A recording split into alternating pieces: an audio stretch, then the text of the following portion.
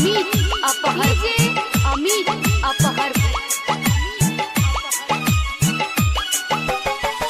ओढ़नी के कोर से तू पोछत रहलू लोर अब का भइल ये रानी। ओढ़नी के कोर से तू पोछत रहलू लोर अब का भइल ये रानी। दिलवा दिहलू हमर तोर अब का भइल ये गोरी। दिलवा दिहलू हमर तोर अब का भइल ये गोरी। डीजे अमित अपहर अमित अपहर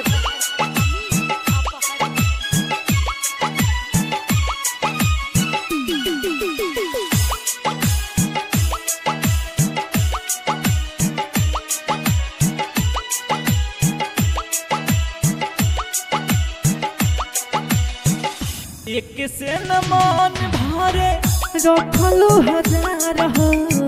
छन छन बाट तरू दोसरा के प्यार हो।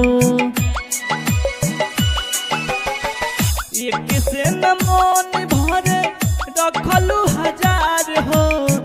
छन छन बाट तरू दोसरा के प्यार हो। बन के कसैया अपन मुहवा लेहलू मोड़ अब का भइल ये गोरी। बन के कसैया अपन मुहवा लेहलू मोड़ अब का भइल ये रानी। त दिलवा दिहलू हमर तोड़ अब का भइल ये रानी। त दिलवा दिहलू हमर तोड़ अब का भइल ये गोरी।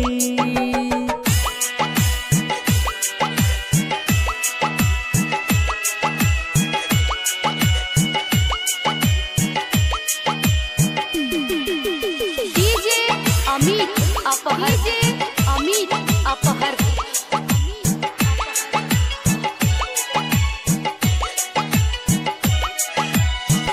काहेला धनंजय संगे कोई देलू घात हो।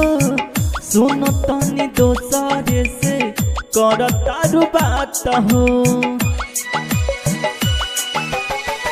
काहेला धनंजय संगे कोई देलू घात हो। सुन तनी दोसरे से कर तारू बात हो। कमनाई अरवा चलते दिहलू हमके छोड़ी अब का भइल ये गोरी।